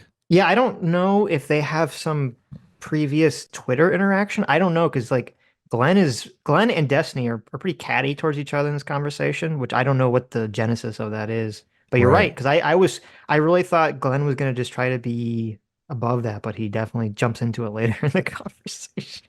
Destiny actually does a great job in this interaction with Alex Jones. Okay, let's see this. We'll watch the whole thing without pausing it. I think Alex Jones is like a force of nature. So he is, yes. I think keeping it together with Alex Jones sniping at you from that kind of distance. Right. Yeah. Right. The living meme that is Alex Jones. It is, yeah. And trying to stay on the topic and get things back to the topic. I think he does a good job. The meme NATO, Alex Jones. Exactly. Yes. Oh, that's perfect. Not the president has the authority to decide on CNN, matters of constitution. You don't let me talk. Because you won't answer the question. The president has not been He's going to ramble. He's not going to Even on CNN, the legal analysts say that you have to be convicted. So, Destiny, you can sit there and have blue hair and be trending. No blue hair right now. And make all these, like, the moon is made of cheese. I'm Destiny. Does the word convicted... every American knows you don't lose your rights when you're not convicted. He's not been convicted. And here's the good news. It's backfiring. We have the Declaration of Independence, and we can vote for who we want to. No, you can't. Well, you can't vote for people under 35. You can't vote for non-citizens. But can you? Nobody stole an election. Can you vote for anybody who you want? Can you vote for nobody stole an election? But you can't vote for who you want. I think nobody stole an election. But you can't vote for who you want. We just beat this into the ground. Alex, I need you. We just crushed this one into the ground, but I want to ask the question in a slightly different way. Was this an attempted coup? Do you guys think this was an attempted coup? Of course it was. I do think it was funny that in his rant that Alex goes off on they're saying you have the right to vote for whoever you wanted, and he's like, well, I mean, not really, because there are requirements, and that is true. And so, I like his childlike repeating of nobody stole the election. Yes, he liked we get to vote whoever we want. It's an interesting technique. Yeah, it's definitely an interesting technique. So there's some schoolyard bullying going on here. I think I know why Alex Jones likes Trump so much. He likes it's a very similar. I mean, actually, I don't think that's fair to Trump. No one has that level that Alex can muster in these conversations. You think Alex is superior as the schoolyard bully to Trump? Yeah. Well, I think Trump's a little bit. Trump can bull over people, but he's usually more like, I'm gonna let you talk, but I'm gonna throw in like a couple snide remarks that like try to like kneecap you. Alex will just like bull over you and just keep yelling, right? They have a different style. They have a very, very different style. And it's the thing about Trump is I feel like Trump can do the schoolyard bully thing without the appearance of getting in the mud with you. Yes. That's which a good point. Alex Jones Alex Jones is in the mud, flinging mud at everyone. There's nothing. There's no subtlety, is what you're saying. I know. Yeah, exactly.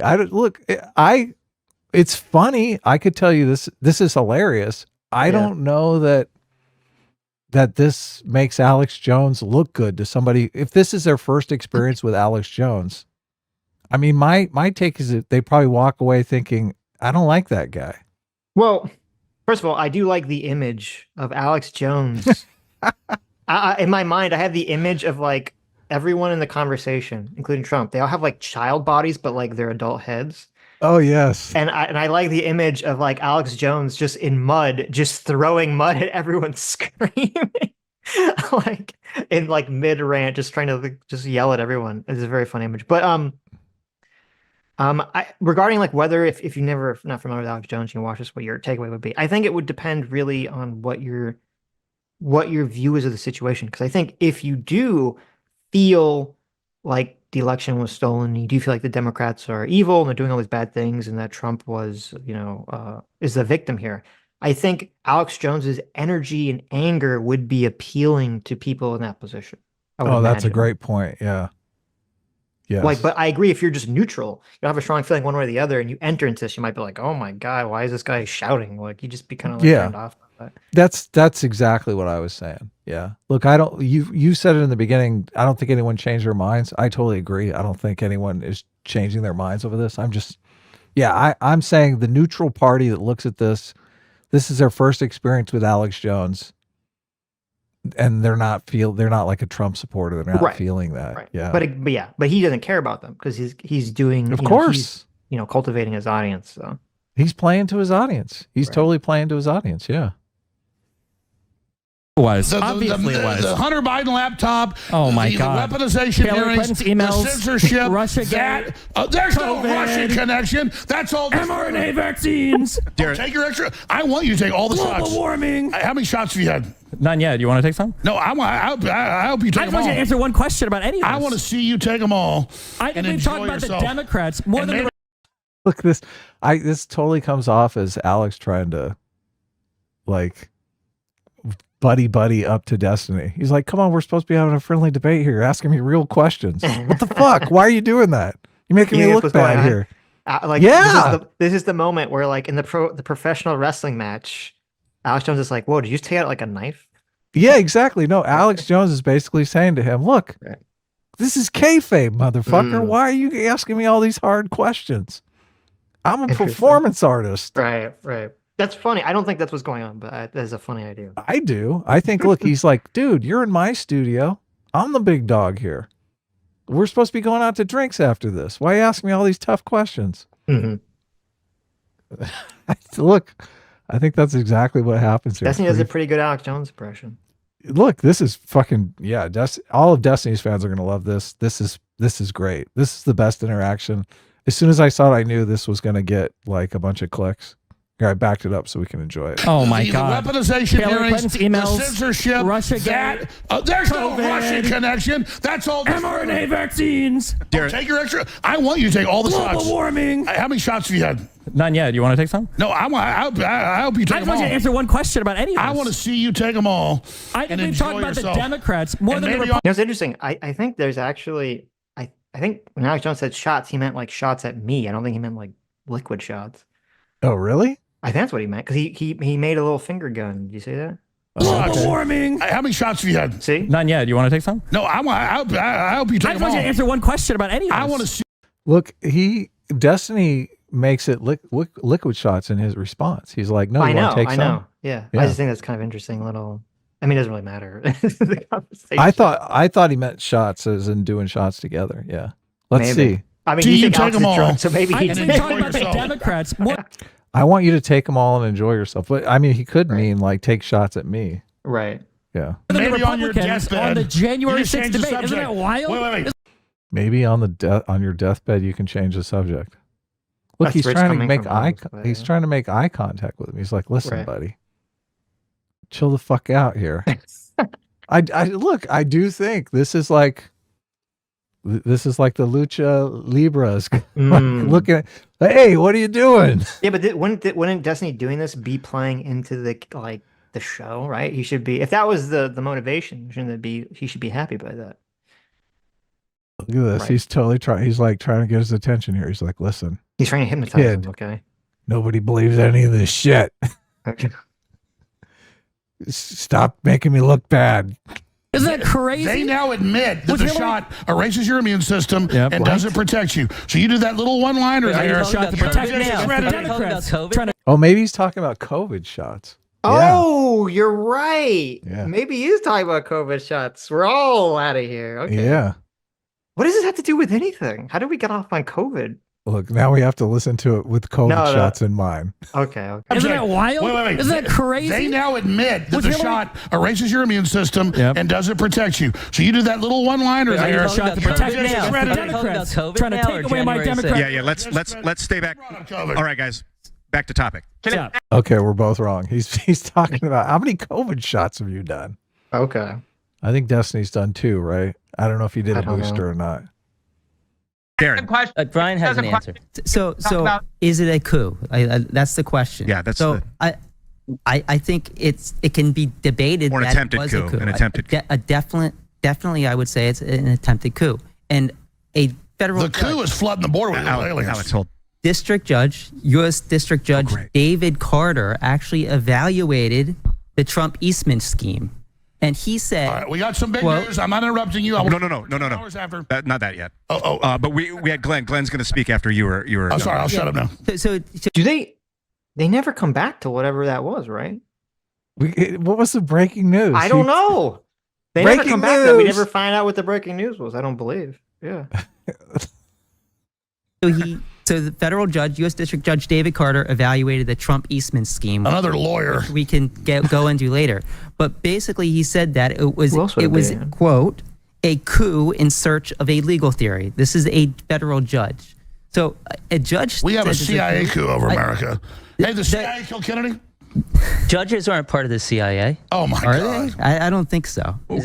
So here's an interesting legal question. I don't know the answer exactly to this. It would be I found, and I was listening to it yesterday actually. I was listening to one of the January 6th committee hearings where they had Pence's lawyer or Pence's counsel when he was vice president was testifying. And he testified that he had a direct conversation with Eastman. Eastman's the guy who kind of forwarded the whole elector scheme. Yeah, he was a mastermind behind it. Right.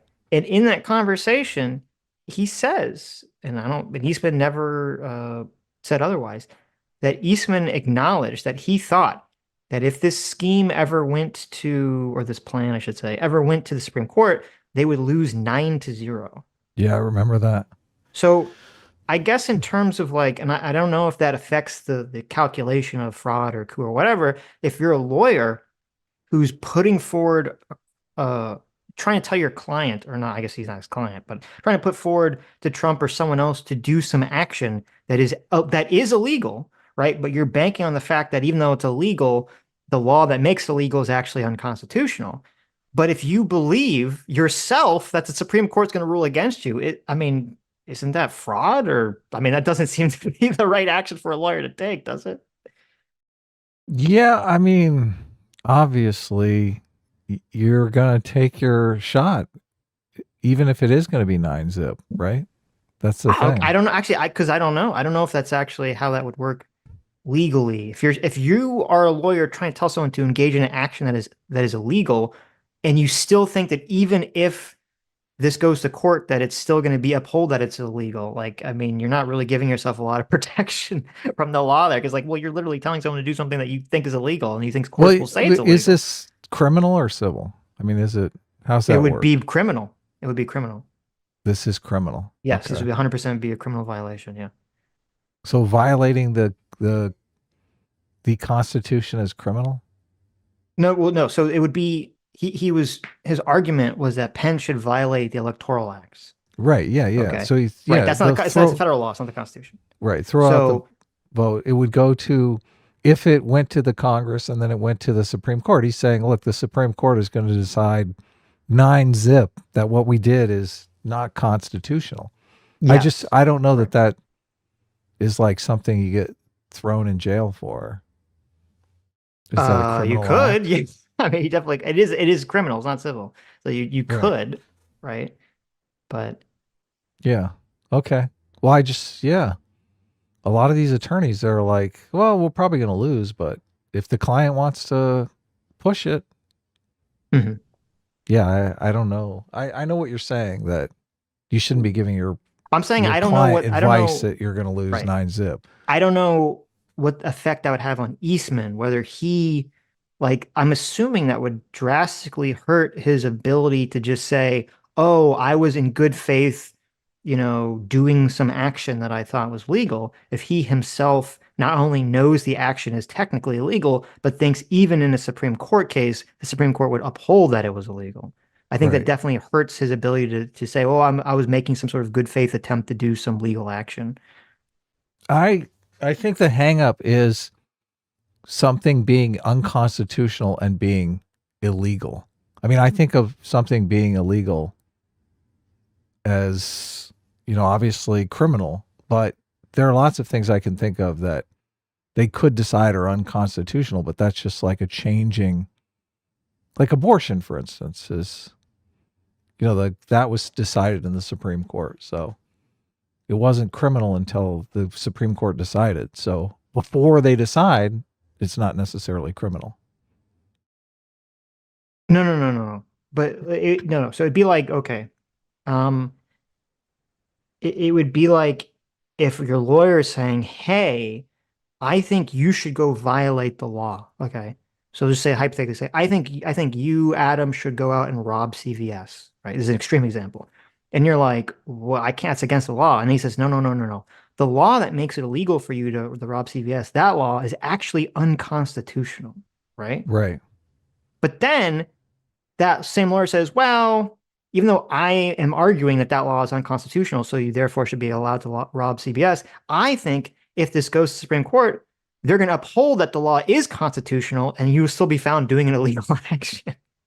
Well, so that's what I'm saying, like, that's like a really bad argument. Sure.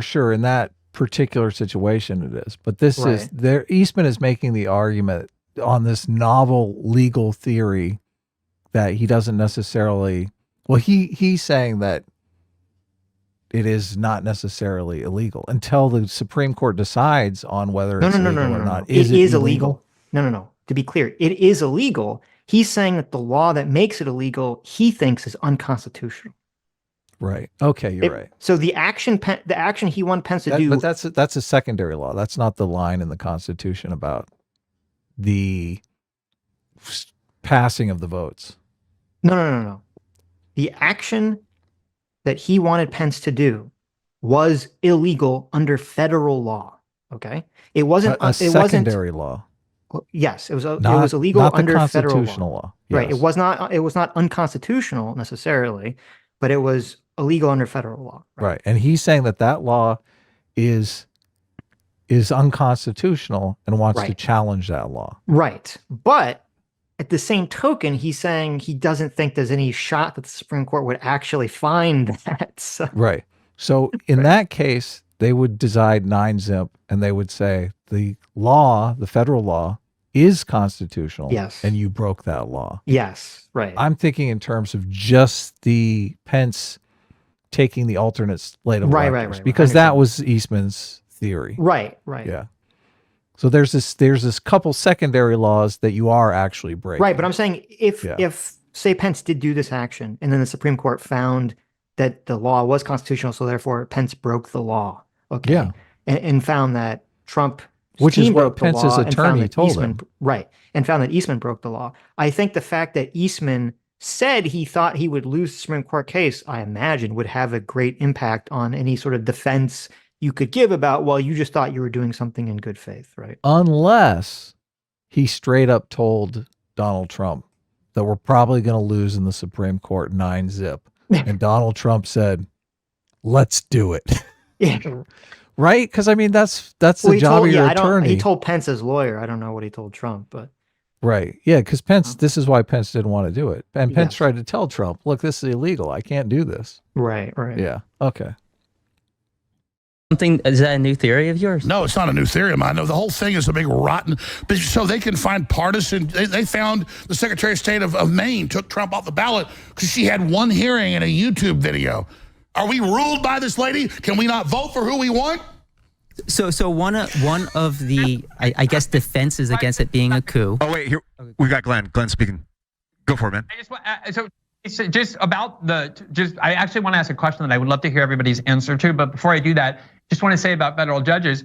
This year, in the last 6 months, 4 different federal judges, a district court judge, and then an appellate court unanimously found that the Biden administration gravely violated the First Amendment. In fact, the greatest assault on free speech, the court said, in decades, maybe the history of the judiciary, by systemically pressuring big tech to censor the internet and purge it of all dissent by threatening big tech companies using the CIA, the FBI, and the CDC with punishment if they didn't censor the internet. Now, you may not agree, but according to your standard, 4 different federal judges concluded that, which is infinitely worse in terms of an abridgment of freedom or an attack on the Constitution than anything that Trump is accused of doing.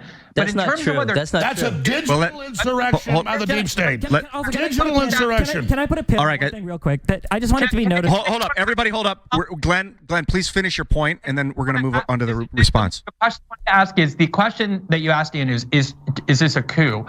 If you look at how other coups are perpetrated, and I think a lot of this is that if you're an American and you have this very soft history, you don't know what a coup is, you think that like what CNN tells you a coup is a coup. Usually the way coups work. First of all, fuck you, Glenn Greenwald. You can just fuck off and die. You don't like his attack on America? Americans. No, not at all. Oh, if you're American, you're very soft. You don't know history. Yeah. Fuck off. Glenn is kind of brain stuck in America Bad. He's an American Bad socialist. So, that's kind of where he's coming from. Fuck you. Yeah. But I don't know why what was the point of bringing up the thing about the federal judges saying that the Biden administration violated people's First Amendment? I understand it's a bad thing, but what is it? What is the context of that in this conversation? What is the purpose in like the coup in the coup conversation? Yeah, what does that have to do with anything? Yeah, nothing. I don't, because he said the only thing is he said that that's worse than anything Donald Trump is accused of. First of all, now it's been a while since I looked in these cases. I believe the cases were about the Biden administration trying to pressure social media into censoring COVID misinformation, if I recall correctly. He's trying to say that that's a coup? I don't know, which again, you could say that you disagree the Biden administration should do that, and that's fine. Now, personally, I would say that a president trying to retain being president after they lost the election is worse than that. But I don't know what the point of bringing that up in the conversation. It seems like a whataboutism. Look, it's a bloodless coup. It doesn't. The whole idea. It's kind of getting away from the point here. He's basically making the argument that, well, if it's not like a violent coup, if you don't have experience with these violent coups that take place in South America, then you have no idea what's going on in this situation. Right. It's like, everyone knows what's going on in this situation. The whole idea that you can, you don't necessarily need violence to do a coup, right? A lot of times the violence comes after the coup when the dictator purges all the people that were against him in the coup, right? Well, yeah, this is, people get hung up on these terms.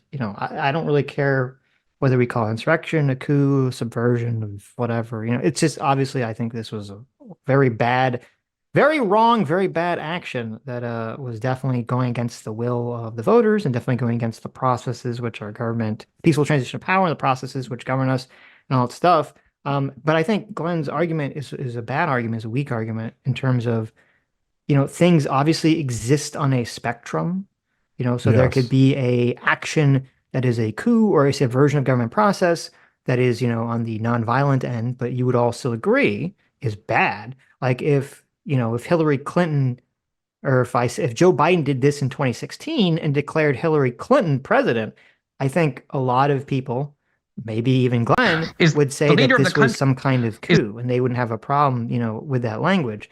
But just because there wasn't, the military fighting the streets, that is another form of coup that you could say is on the extreme other end. That's the violent end. Yeah, exactly. Look, if they're even ballot stuffing, cheating in the election, all that kind of stuff. Yeah, you're trying to subvert the electoral process. It doesn't have to involve violence. If you want to say violence is a necessary component, just say that and we can move on. If your argument is because there was no violence, then this isn't an insurrection. Okay, that's your argument. Right. Yeah. Are perpetrated. And I think a lot of this is that if you're an American and you have this very soft history, you don't know what a coup is, you think that what CNN tells you a coup is a coup. Usually the way coups work. It's like, that's what CNN tells you, man. Usually, yeah. We're big CNN watchers over here. Yeah. We can't live without our CNN. Yeah.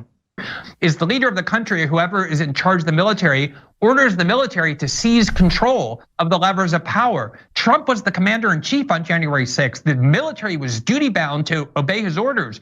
They had a right to disobey if they were illegal, but if this were a coup, why didn't Trump order the military to seize control of the power and turn over the election process to him? Why didn't he order the armed factions that form the law enforcement part of the military and the executive branch that serve under his command to do that as well?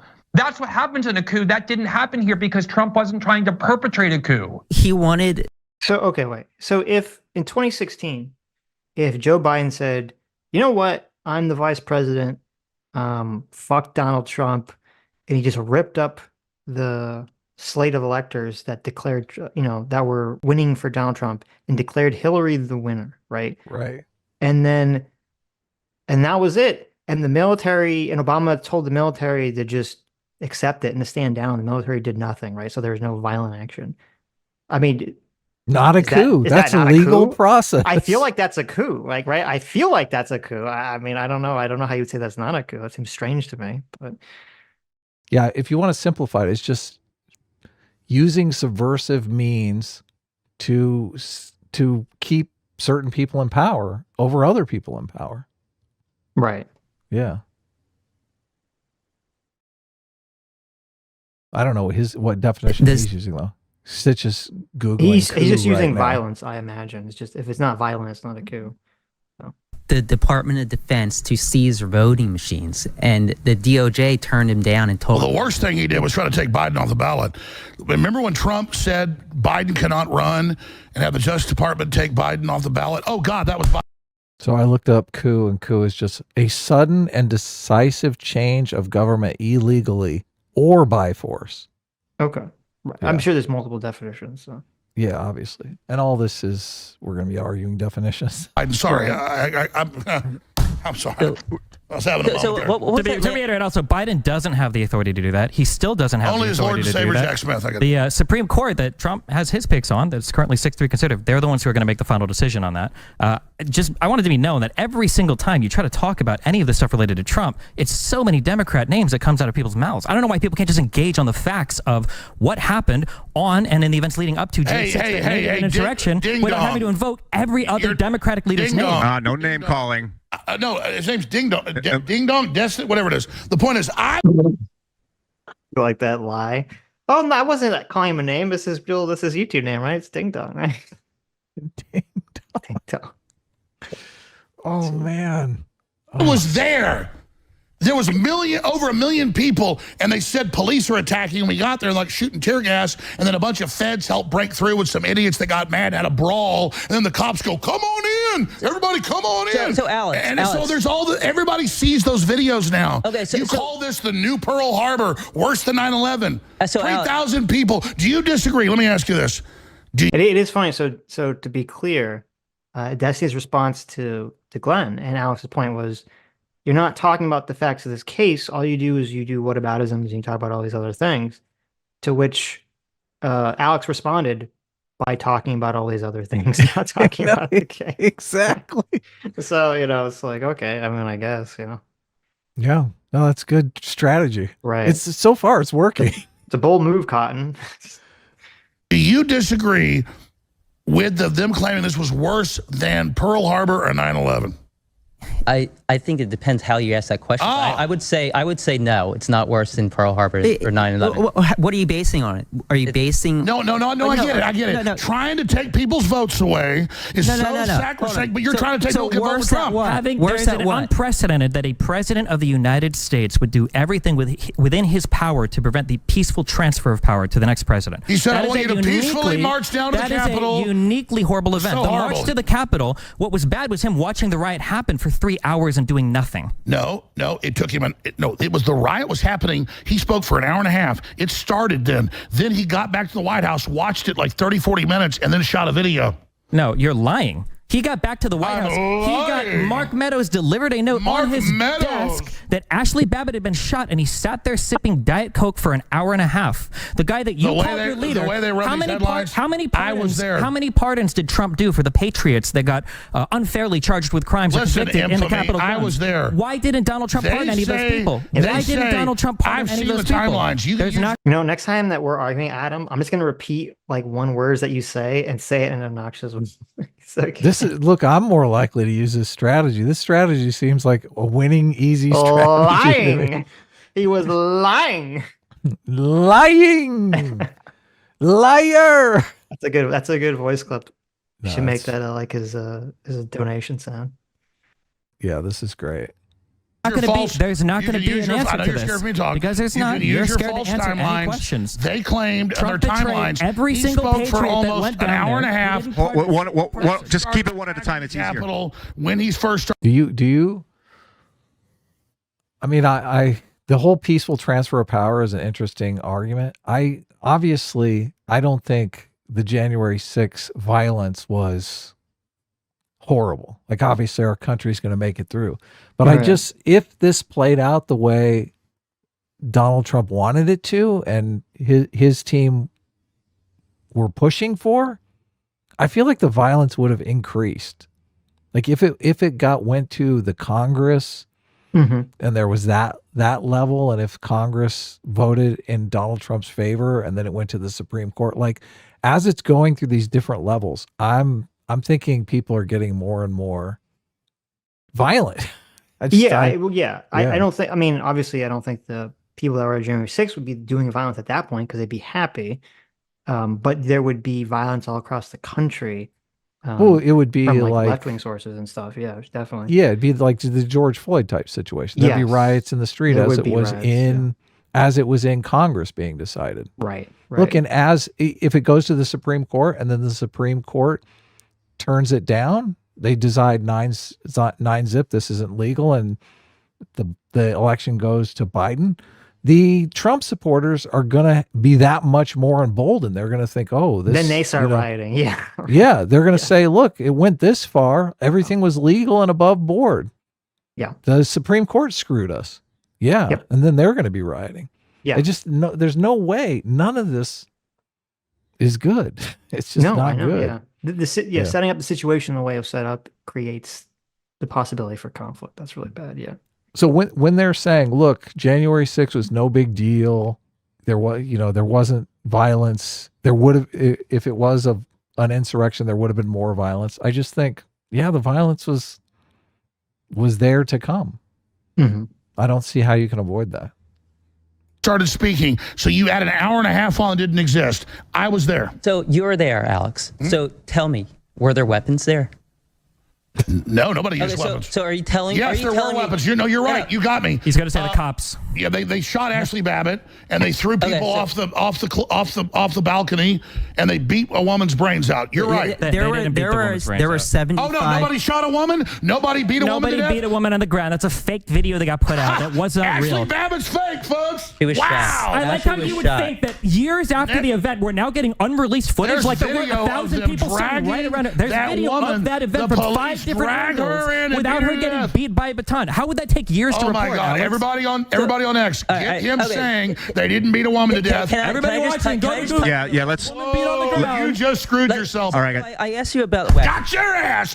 Woo! All right, Alex. Yeah, got his ass now. Once you're done celebrating, Ashley Babbitt, nobody died. Old woman didn't get drugged in by the cops and beat by batons. This is an Eagles-Cowboys game. What is that? No, he wants to do little one-ups and just. So what Trump fans are, it's a hope the sports game audience to them. only goes off how much emotion there is. Okay, I can top you. Alex, I can calm top down, you. buddy. Calm down. Just look, I'm speechless. Sitch. What is there to say about this? He can top you. Okay. Is this good? Is this a good debate strategy? It's funny. I don't know if it's what do you mean by good, right? It's definitely funny. Like, I don't know if it's good. Well, we often, good for like the nation. I don't know. We often talk about how a lot of people don't follow the arguments in the debate. They just follow the emotional resonance. Mm-hmm.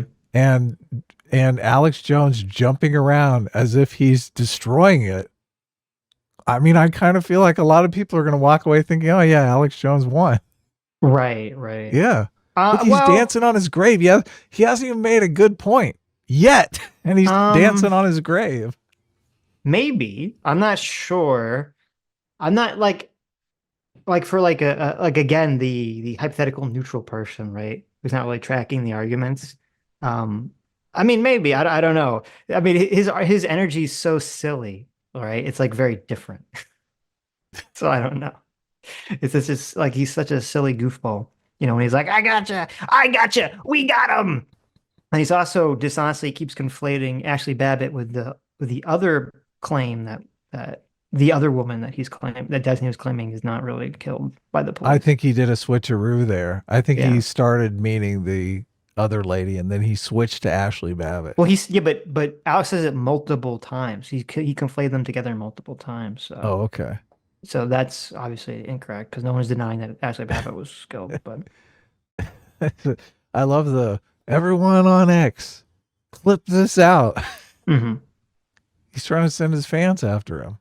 So Alex, why are you doing that? Don't do that. Come on. Man. So the person that I'm assuming that Alex was talking about is a lady named Roseanne Boyland, who originally was claimed that she was killed because she was crushed by people who were trying to get in or escape or something during the riot. Was she the lady cop?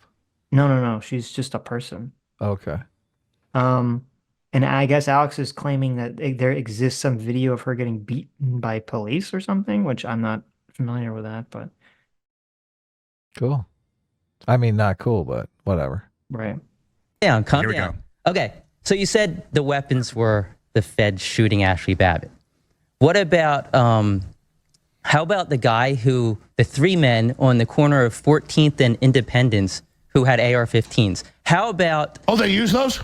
They didn't use them, but what about the pipe bomb? I asked you a question. Who's that? Alex, I asked you a question if people had weapons. How about how many weapons were seized? Like, hey, I got a dick. 75 I got a dick. people That arrested. mean I'm raping people. 75 of the people arrested within the... What do you think of that comment? I mean, listen, it's a very persuasive, powerful argument, all right? I don't think so. I wouldn't. You don't think so? I got a dick, but it doesn't mean I'm raping anyone. You don't like that? Look, I think probably not good optically. Yeah. Okay. Not good optically. Listen, you're right. I think for him to really bring the argument home, he should have stood up and whipped his dick out. No. And then he should have been like, I don't need this dick to rape you in this conversation. Oh I got the facts on my side. Ah! Yeah. That would have been the alpha move, right? Nobody accused him of being a rapist. He's basically arguing against himself being a rapist. Right. And just bringing it into the debate on his own. That's true. Should probably not bring up the concept of you being a potential rapist for no reason in the conversation. That's a really good point. Yeah, don't say, look, I'm wearing a wife beater, but I'm not a wife beater. It's like usually unless your someone opponent brought it up first. Yeah. Right. Usually your opponent is the one accusing you of this stuff. Mm-hmm. Yeah. Capitol building had weapons.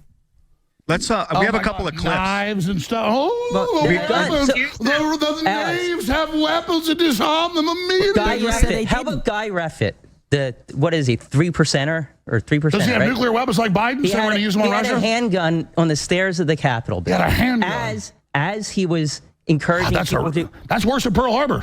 As he was telling people to go into the Capitol, as he was saying he wants to drag Nancy Pelosi out of the Capitol and hopes her head hits every stair on the way out. Did he say go into the Capitol like Rams? Let me just finish my point before you cut me off. Sitch, we got to get more crazy people on the show. I'm telling you. When I was listening to this conversation, I was like, I don't know if I'd have the energy to be in this conversation. I'm just thinking, look, Alex Jones is making everyone look good here. And it's drawing so much attention to this debate. Mm-hmm. And everyone is kind of like the straight man to Alex Jones here. I guess, maybe. So I found the video that he was talking about, but it's it's like literally a second of footage that they just loop, and you can't. I can't. You can't tell what's going on. Right. It's just like chaos. You're just like, I can't make any distinction about this, There was one video I do remember of some security guard getting crushed against a doorway. Yeah, that's not who he's talking about. Right. Yeah. And then I think there was one woman cop that got pushed down in the stampede to get after they busted past the barricades. I remember that. Right. Yeah. There is I'm hesitant to mention it because everyone's going to go full conspiracy theory, but I was going to listen to our January 6th and I was going to download it and listen on my computer in case there was any good clips just to clip them out. Mm-hmm. And I couldn't download the January 6th video from our channel. It's suspiciously the only one that I'm unable to just download. What happens when you hit download? It's grayed out. It's grayed out. I can't download it. Huh. Yeah. Is the video flagged or anything? No. That's might even be monetized. I don't remember, but yeah. Very suspect. It is suspect, isn't it? Hi, you just listened to a clip from the Sitch and Adams show. If you like what you heard, you can listen to our live show right here on this channel on Sunday, starting at 1 p.m. Pacific, 4 p.m. Eastern. And if you want, you can super chat us. We read $20 and up super chats on the show and then do a follow-up stream on the following Tuesday where we read the rest of the unread super chats and interact with fans of the show. Subscribe to this channel right here to listen to the live show or to listen to more of our awesome clips.